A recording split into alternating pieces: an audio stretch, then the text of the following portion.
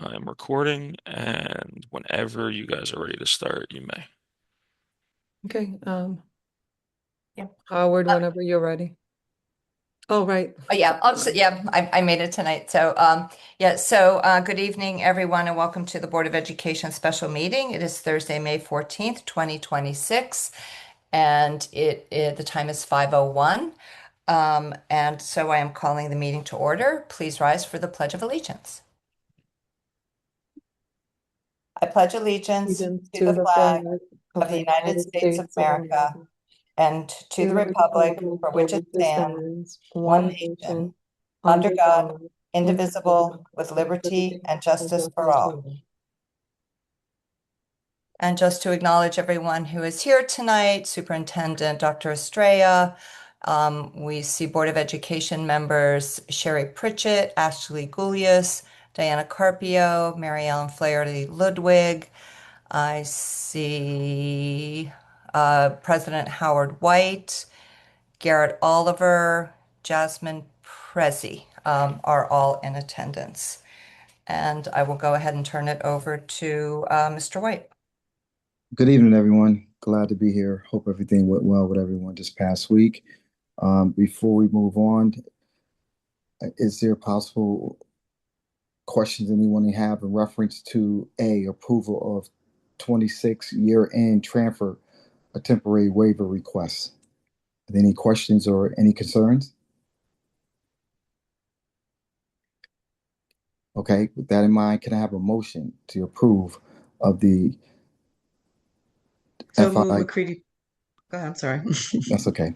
FI year transfer temporary waiver request. Sherry, motion that. Sherry, yes, Sherry made a motion. Second, Seconded by Ashley. all in favor? Aye. Aye. Aye. Aye. Okay, it sounds like aye. We move on to the second one. Aye. The approval of the operation budget. Before we go into that, any open discussions anyone like to discuss in reference to the operation reconciliation budget?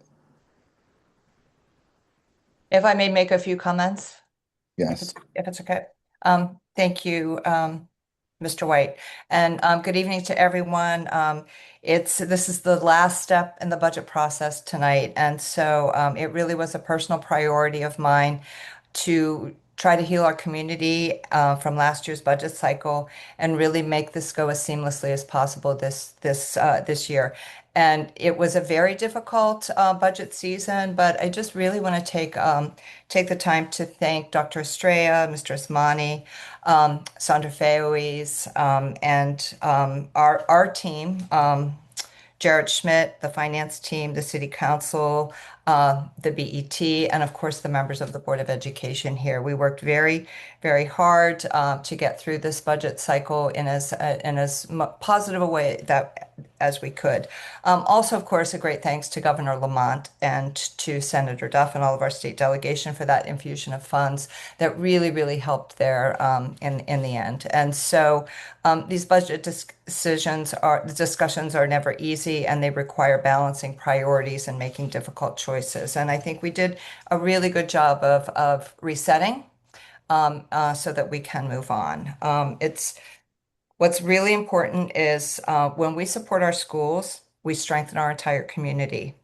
And I also want to thank all of our educators, all of the school staff who work with our kids, because every day you show up for our students with dedication, patience, and compassion.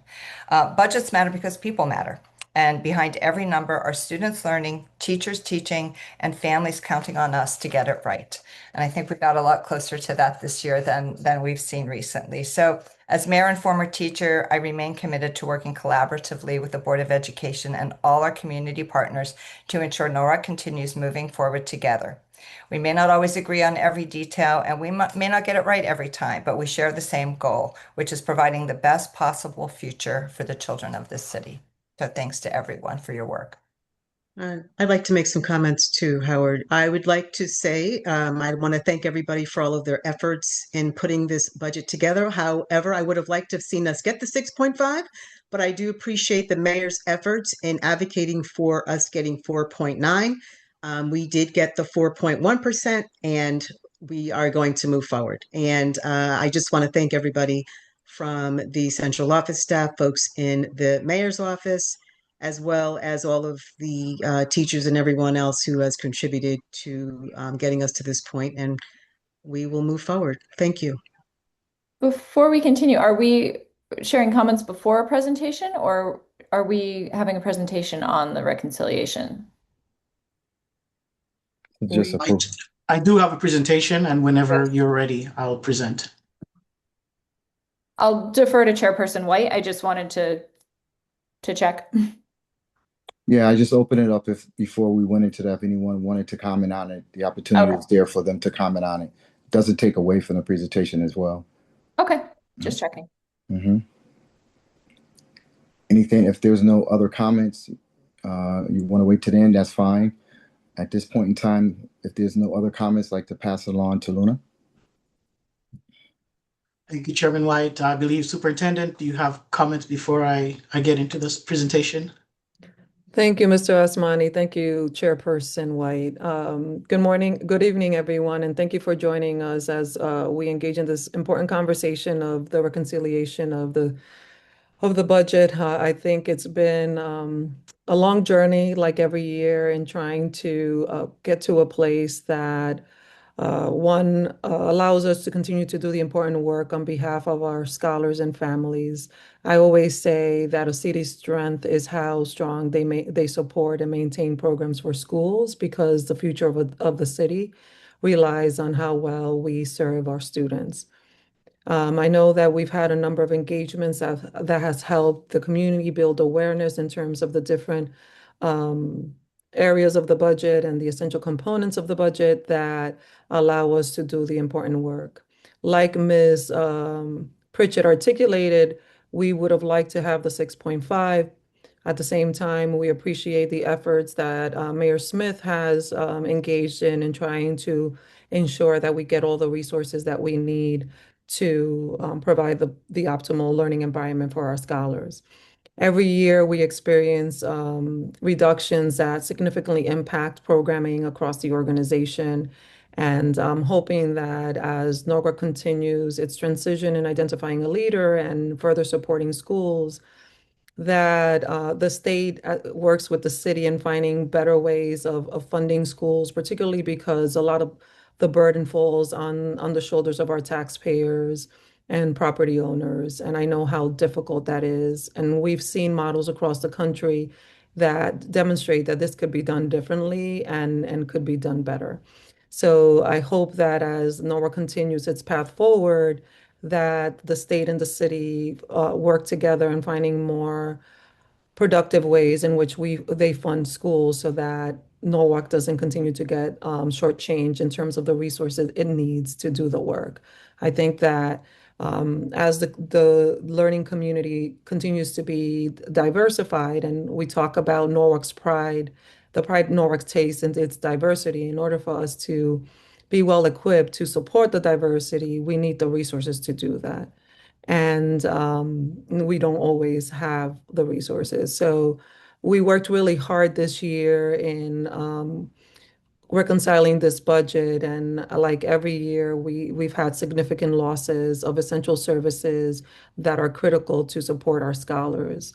We've made the best of it, most importantly, making sure that we limited the amount of funding and resources being taken away from schools, and most importantly, the in-classroom services that are critical and essential for our scholars. Mr. Osmani will speak today in greater detail of how we got to reconcile the budget. One of the things that we will continue to look at, particularly, is our school lunch fund. We will have to make some shifts in that area unless we can eventually find additional philanthropic dollars alongside other public dollars so that we can continue to offer free meals across the organization. But I'll turn it to Mr. Osmani to provide greater insight, and the team will tag along in different areas to provide additional context. Thank you, Superintendent. Begin by sharing my screen. the proverbial question. Can everybody see my screen? Yes. Perfect. Thank you. And just go to presentation mode. Well, again, there have been many thank yous, so I'm not going to be redundant and thank everyone, but I did want to pay special thanks to the finance team, both on the CD side and on the Board of Ed side, for just working together and coming up with creative ideas and solutions for making this budget work. So as I've mentioned in previous presentations, this is a cyclical budget process. Now we are at that last circle, 7, the night where we approve the reconciled budget. Rhonda, I'm Yes. sorry, your slides are not advancing. Oh, they're not? Okay, let me see. So it's what we And there- see. Yeah, Yeah, we don't see it in slide format. presentation mode. Mhm.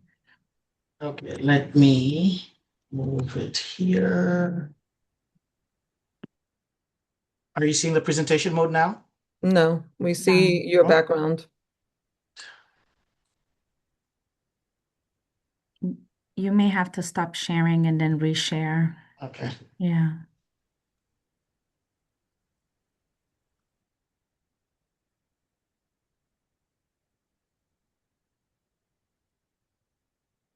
How about now? No. Oh, Check and see what screen, well, there it is. And then, is it in presentation mode? yes, it is. Yes. Okay, sorry about that. No worries. So when we began this process, there were a series of drivers that drove the budget. As we went through the budget process, we've had to make decisions and adjustments, but the drivers seem to be the same year after year. Greater focus on special education and the challenges that lie with funding special education. Early childhood education is something that was part of the decision-making process, putting the budget together.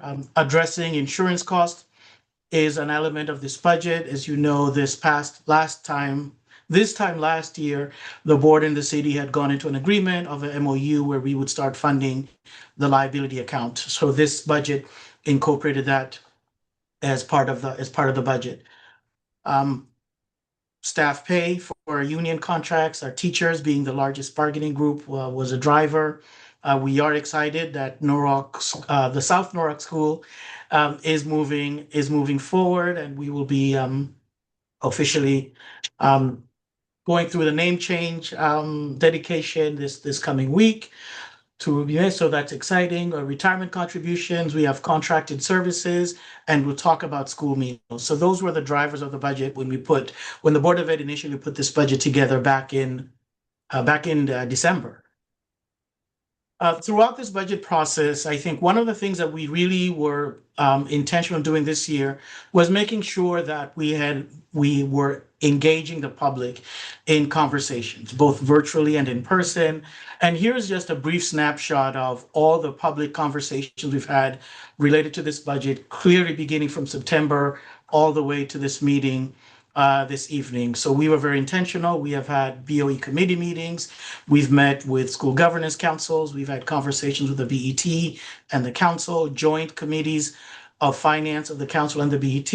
We have had multiple public hearings throughout this budget process, and we've been fully engaged with the BET, I believe this year more so than in prior years, even in having conversations outside of the structured meeting dates. So we were very intentional this year. All of these meetings and public information is available on our website. That's posted at the bottom of this slide. In addition to that, we also have our budget book that's also published. So people that want to get additional information, it's available by following this QR code, and we will continue to update this once the board approves the budget tonight. We will update the budget book to reflect the changes that are approved this evening. We've talked about the cycle and how the budget process has evolved. When we first started with those initial requests from the department, we actually started at 8.1% in working with the superintendent and looking to address and critical issues, timing of initiatives. We were able to lower that initial request to 6.5%, and that is what the board approved back in December. It was then forwarded to the city. Mayor's initial recommendation was 4%.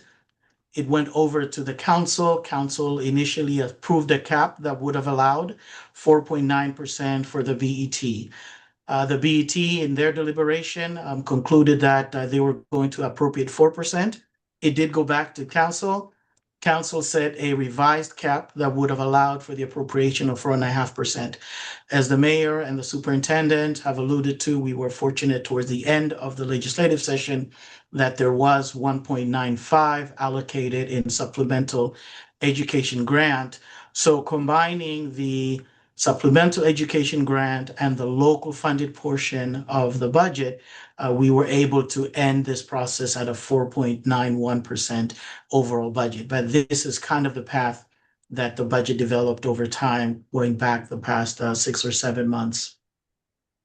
So to reconcile the budget, right now we are presenting to you a reconciled budget that ties to the 4.91% approved by the BET a couple of weeks ago.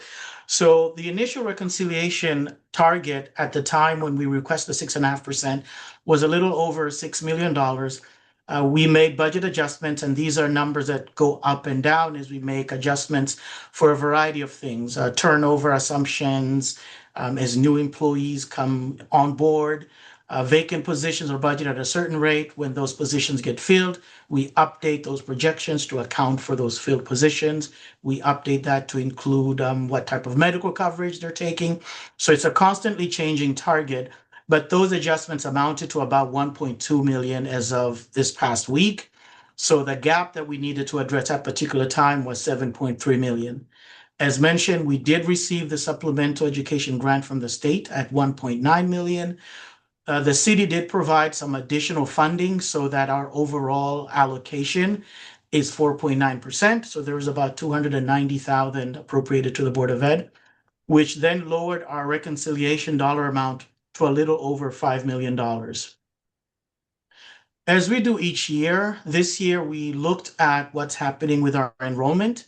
We did what we saw that we were losing just about 117 students projected for next year. So what the team did is they met with all of our schools and looked at where these shifts were happening. So in areas where we were able to adjust class sizes and number of sections, we did a thorough review of our elementary, middle, and high schools based on their programming. So from that exercise to get to that $5 million reduction target, we identified about $1.2 million in reductions just based on enrollment adjustments.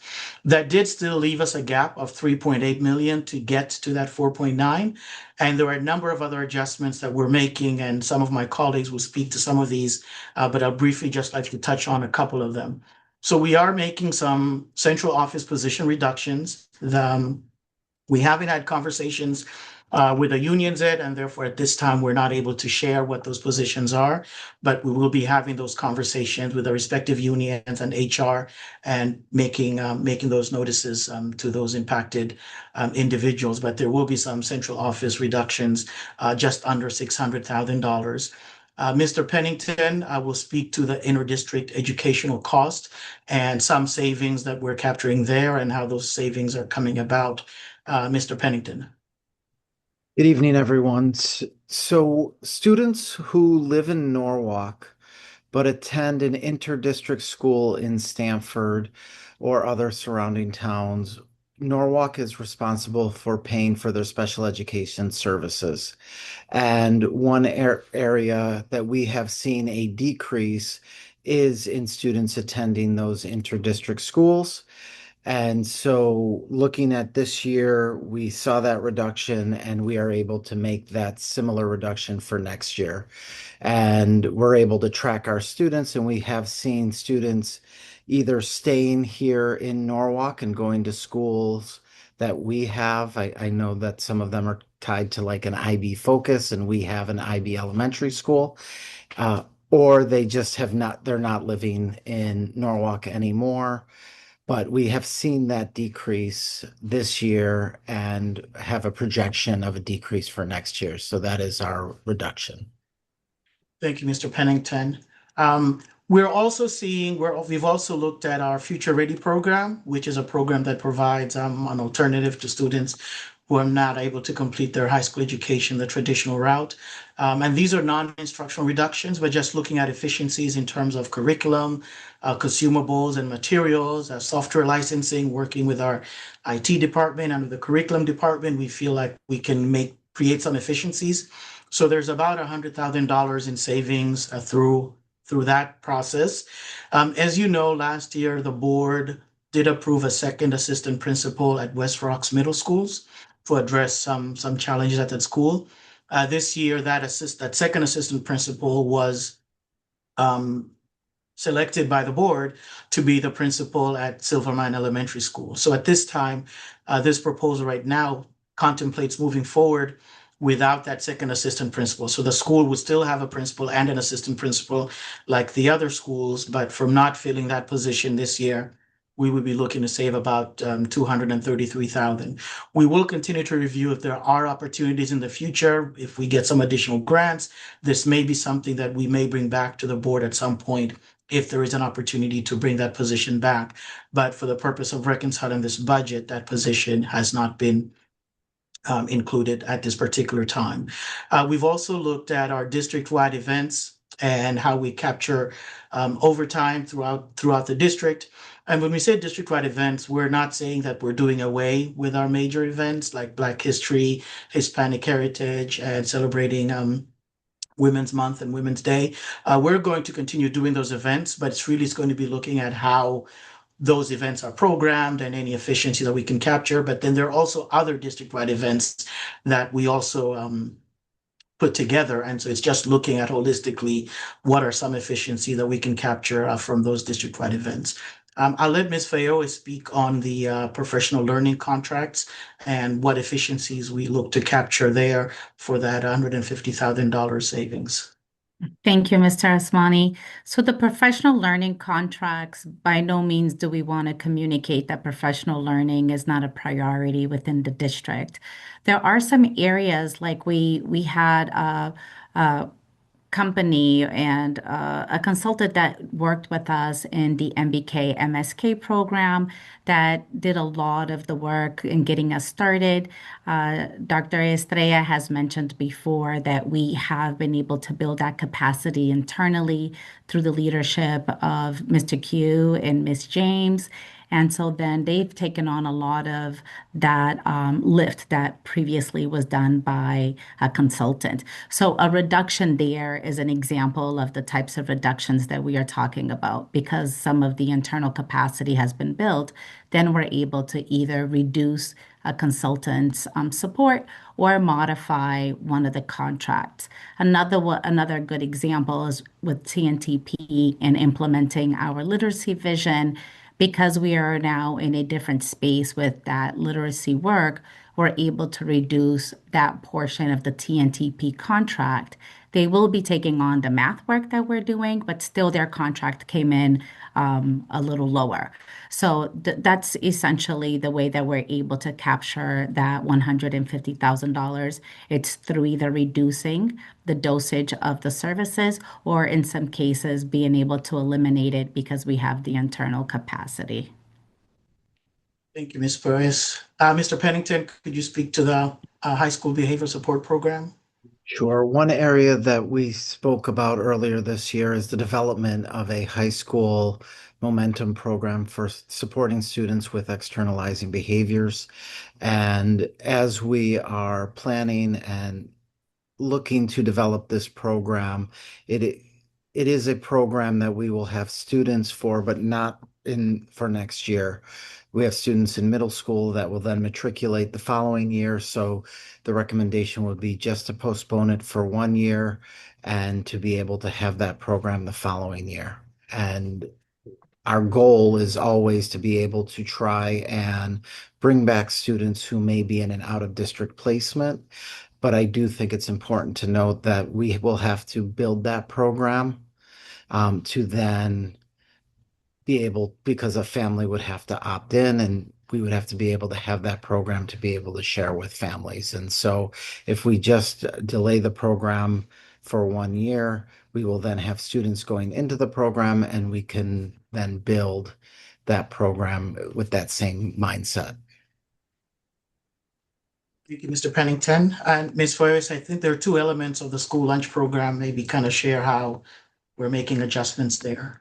Absolutely. And this has been a long time coming and a really tough decision.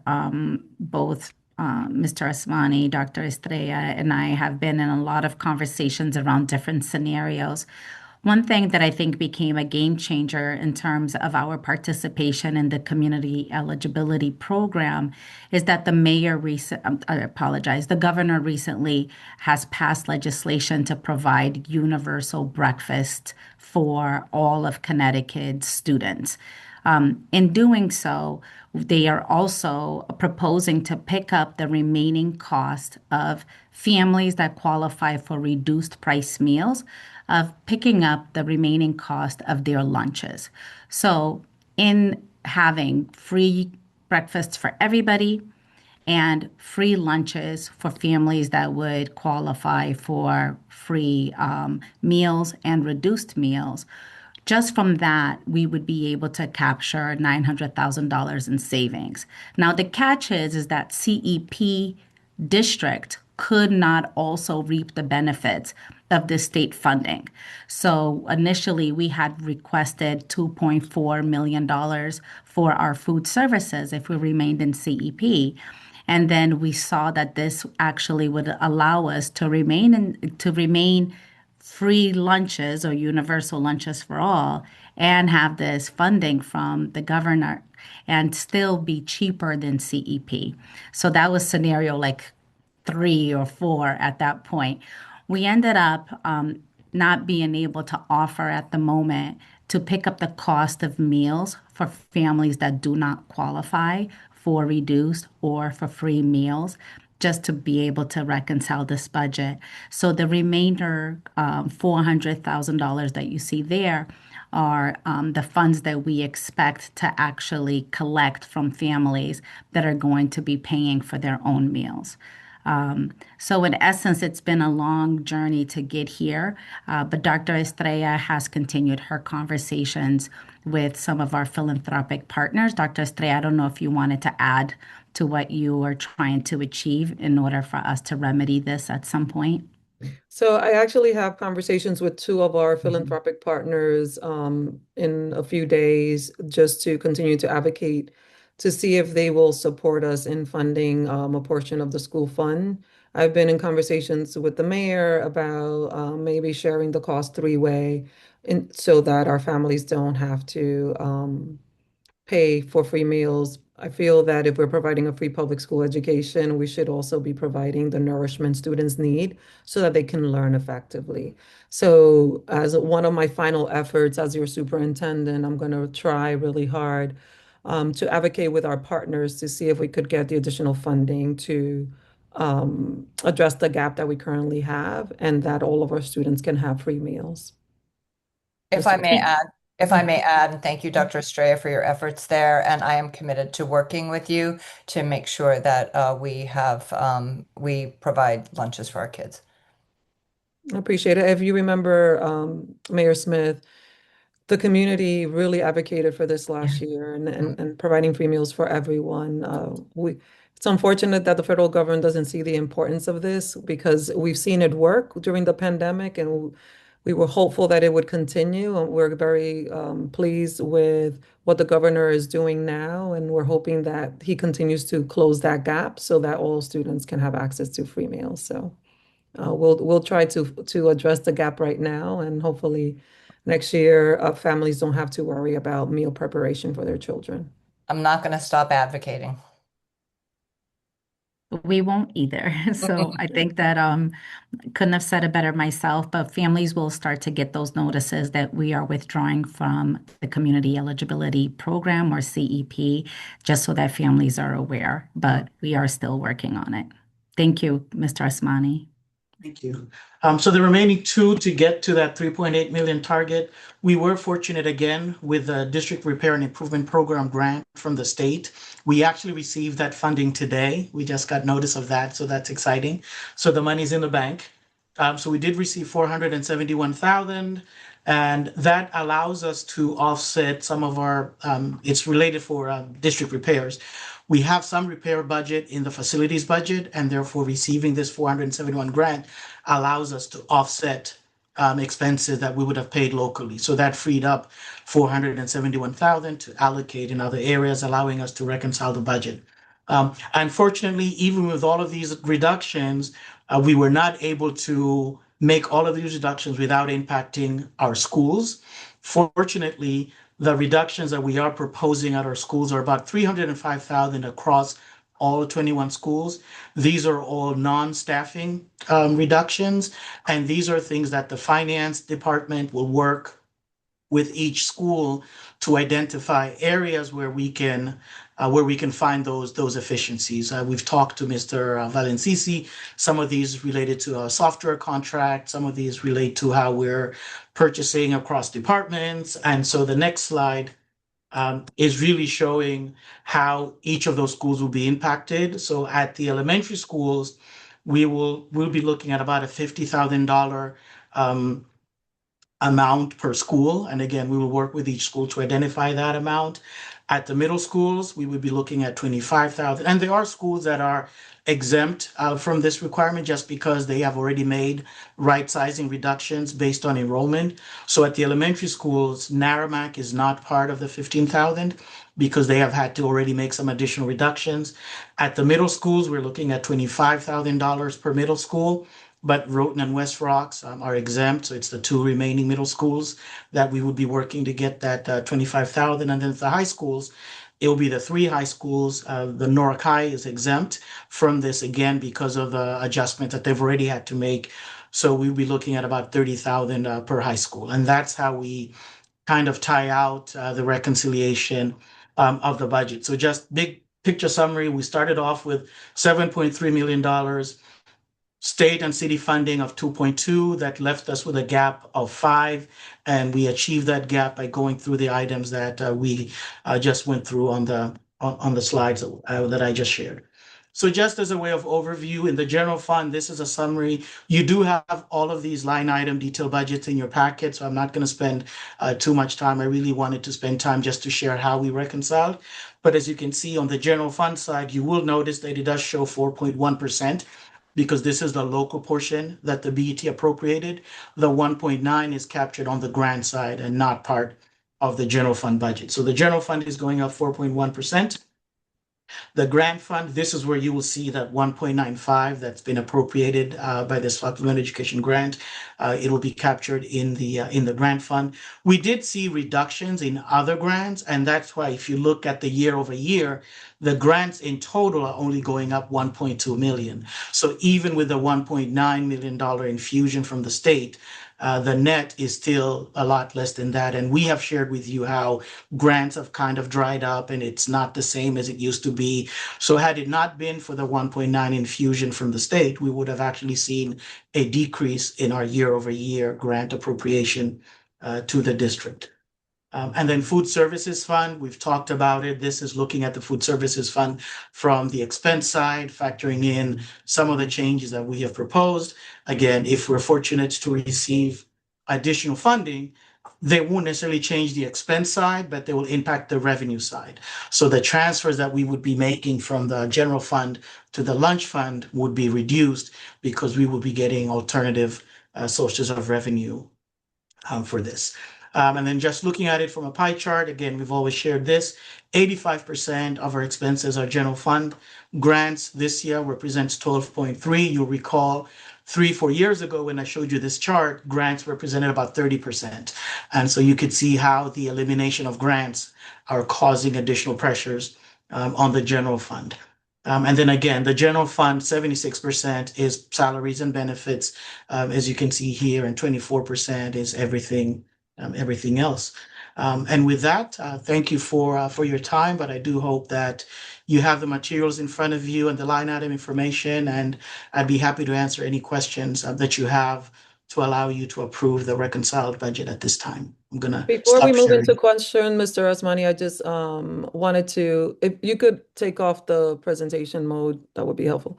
I just wanted to thank your team as well as you and all of the members of the cabinet who worked tirelessly to put this budget together, reconcile it, get it to this point. I know it was no easy feat, and I want to just thank the cabinet alongside all the members of their teams and the work that they've done to make this possible. I also want to thank the board for your work in advocating with our local legislators around the importance of adequately funding our budget and always being ready and able to collaborate with us. Thank you, Chairperson White, for your leadership through this work. I really appreciate all the work that everybody has done in helping us get to this point. And now I turn it over to Chairperson White and any other questions that the board may have. Thank you, Dr. Estrella. To my colleagues, do you have any other questions or comments we'd like to recommend before we move forward? Okay, it's a concern and a question. So we're talking about cuts. We're talking about cuts in programs, in different, the central office, in the school buildings, everything, programs. How, I know that's going to take a while to see the negative effects of these cuts in data. Norwalk has been doing very well moving forward with the data, and Hartford has been looking at us. How do you think this is going to affect us, and how are we going to stay on top of any changes, negative changes, because of these cuts? And do we have a plan for that? I think that every year we've had to make significant reductions in essential services. As you know, one of the things that we worked really hard around the pandemic was increasing our social service supports, particularly around SEL. Last year, we took a significant hit in terms of what we had to reduce in that area. And over time, it will have implications in terms of a panorama survey and other monitoring tools that we use to assess how our students are doing, because we were setting up a structure that was focused on preventative care versus triage care. And because of the reductions that we've had to make over the course of the past almost 3 years now, we are going back to triage versus preventative care. And that's just one example of like an essential service that has been significantly impacted as a result of resource depletion, right? Because the focus has been maintaining when people say student facing, a lot of people talk about in the classroom, but they're not thinking about all of these other services that are critical to maintaining a healthy classroom environment that are to the work. So we've been able to mitigate and build systems and processes to kind of circumvent some of these challenges. But over time, they will have an impact in how well this work can be done because it's impacting the frequency by which students are getting interventions and supports. And when you reduce the rate in which you do that, it has a correlated impact in how students will be able to do over time. I mean, like I have to kind of reiterate, we have a phenomenal team that has taken additional work on top of their duties and responsibilities. Everyone from the classroom to the central team is overworked and has, when you look at their job description in comparison to other employees across other districts in the state of Connecticut, they're doing more than many people within their realm of work. And that also has a toll over time.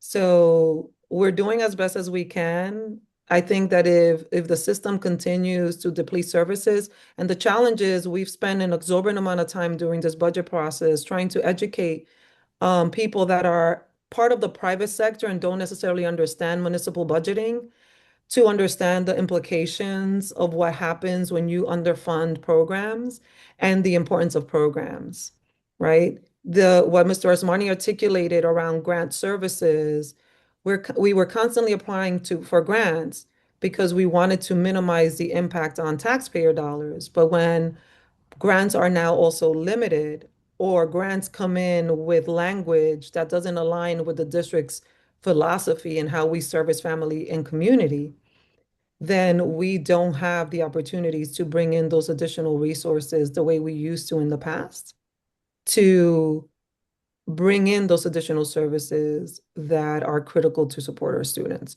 So over time, the district will see an impact. It might not be this year or the next, but as services continue to deplete and the system becomes exhausted because we're asking so much from people, it will have an impact over time. Okay, thank you. I also wanted to say thank you to, well, everybody, because from top to bottom, everybody's putting in all that extra time. But extra special thank you to Lunda and the finance team, because I know how hard they've been working. We meet monthly, we have discussions back and forth. I know that the budget is very fluid and constantly changing every day. So they are constantly sharpening their pencils and working. And I just wanted to say thank you for that. I would echo all of Diana's thanks, and I share the concerns about what we need to cut, and also am very grateful, and I think you all are wizards to have figured out how to reconcile this without touching school-based staff. And so I thank you for that. I'm sad to see that we're having to put the special education program off for a year.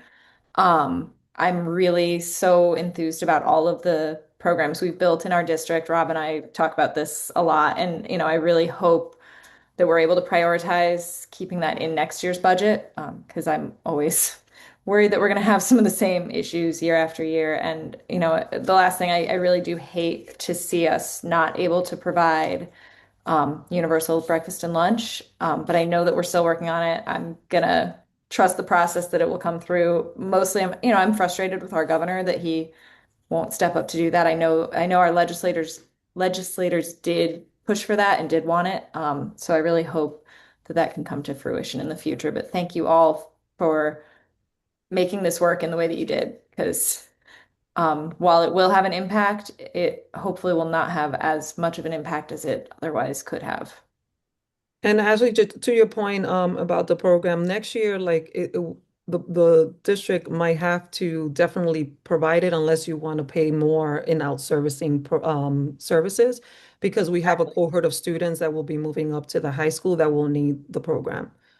So So we really need to prioritize it next year, because next year has to be. it's a much greater cost to pay for those out of district placements. That's a Absolutely. very good point to keep in mind. Anyone else? Yeah, I have a Yep. question. I don't believe you mentioned it, Linda, but in terms of the teacher's health insurance, that hasn't really come to any resolution, has it? And is there any hope there that it will resolve and provide a little more funding? It will not provide more funding because what we've budgeted here makes the assumption that they would go to the state plan. Okay, So that's if they what I go was to the wondering. state plan, the budget will stay whole. Okay, So there won't be any savings. What it would prevent is additional expenses I see. should they not go back. We're meeting with them at the end of the month. We're still exchanging information. And so we should know by the end of the month where we sit with Okay, that. thank you. Thank you. I also like to take this opportunity to thank Dr. Australia and her cabinet for the extraordinary work that you guys provided, to the mayor as well, to the services and the input and support to the Common Council as well. I think it's always very truthful and important to have a collaboration of community support. And I think that's a key component of the new direction that I feel we're heading in. For those, my colleagues that participated, to Sherry, Diana, Garrett, as far as the Finance Committee is concerned, take this opportunity to say thank you to you guys as well. your hard work go unnoticed as well. As we should move forward, let's just be mindful. This is just the beginning of some things that, every year is a different year. Every year could be a better year. But at the same time, one thing that I did notice that once you work together and once you work collaborative as a group in unity, it means a lot. So I just want to say to everyone, thank you for your effort. Truly appreciate that.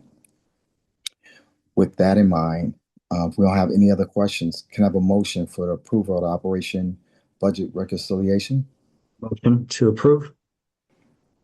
Second by I second. Mary Ellen. Mary Ellen, second. Garrett, approve it. All in favor, say aye, raise your hand. Aye. Aye. Any opposed? Ayes, got it. Thank you once again. We're going to go into section C. We'll go into section C, the approval of the beverage exemption, healthy food certification. Are any questions in reference to that before a motion's called to order? No? May I have a motion for the approval of the beverage exempt healthy food certification? Approve, I heard two people. approve, beverage exemption. McCready Okay, Pritchett. Thank you, Sherry. Mhm. Mary Ellen, second. Mary Ellen. All in favor, raise your hand by saying aye. Aye. Aye. Any opposed? Thank you for that as well. For D, the approval extension of food service management company contract with Chartwell. Are there any questions in reference to that for year 26-27? I'm assuming this is pretty much a boilerplate presentation based on what we've done in years prior, correct? Yes, I know Jill Kress is on. yes. Is there anything different? No, at this point, nothing's different. Thank you, Jill. It's just a renewal. Thank you. Can I get a motion for the approval of the food service? So moved. Ashley. Ashley, second. Second. Jasmine, all in favor, raise your hand by saying aye. Aye. Aye. Any opposed? Thank you for that. Now, we're going into E, approval for an interim superintendent contract. Are there any questions before we go into that? Nope. Can I have a motion for approval of the interim superintendent contract? Motion to. Garrett, second by Seconded. Ashley, seconded. Ashley. All in favor, raise your hand by saying aye. Aye. Aye. Opposed? Thank you for that. With that in mind, that concludes to adjourn. Can I have a motion to adjourn this special business meeting? Sure. Motion. Second Second. by Garrett. Thank you. All in favor? Aye. Aye. Aye. This meeting is completed. Thank you, everyone. Once again, thank you for a wonderful session. Once again, just remember that, our progress, our work never ends, and we're willing to continue to do the wonderful work we do. And once again, I take this opportunity to thank each and every one of you guys here online today, and looking forward to continue the great success. Have a wonderful night. Good night. Thanks, everyone. Aye. Good night. Thank you, everyone.